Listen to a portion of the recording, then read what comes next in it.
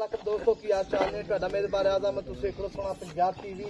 ਆਪਣੇ ਚੈਨਲ ਨੂੰ ਕਰਨਾ ਸਬਸਕ੍ਰਾਈਬ ਤੇ ਬੈਲ ਆਈਕਨ ਬਟਨ ਦਬਾਓ ਹਰ ਆਉਣ ਵਾਲੀ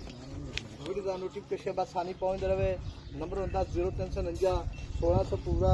211 यही WhatsApp नंबर ईमो नंबर है।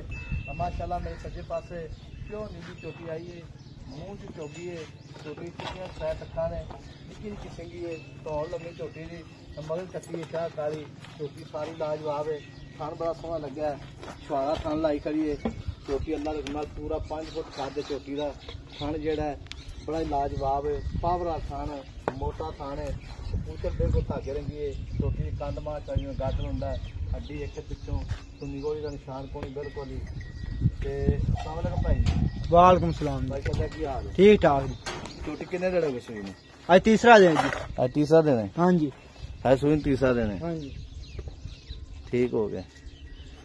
मगर कट्टी है कट्टी अच्छा हाँ जी मगर कट्टी है तीसरा दिन सुई नो हाँ ठीक है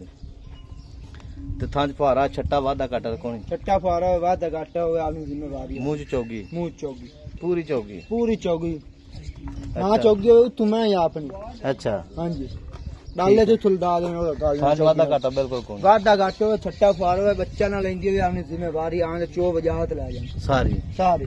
ठीक हो गए हाँ जी ये छोटी च माशाल्लाह कोई शक नहीं जोटी आनी बहुत चंगी काद जोटी चंगा बरीक चंगी सुनाप चंगा सीधी पदरी कोई कांड नहीं सड़दी हनी वे गल हाँ जी बाकी कोई शक नहीं खान मोट दा चार गेट गेट दी साल हां हाँ जी छोटी चंगी माशाल्लाह मुंह तो मिड्डी अच्छा हाँ जी ते एंदा मुੱਲ की करना पक्का पिंड पक्का जे मुੱਲ 5,60,000 5,60,000 आई नहीं कटोर मैं सो जी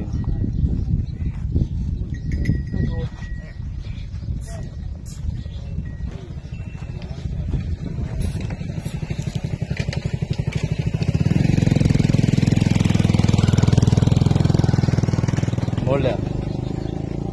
अगर कर लिया अगर ला देता चार के बनाओ अगर कर लीजिए लम्बी चार के बनाओ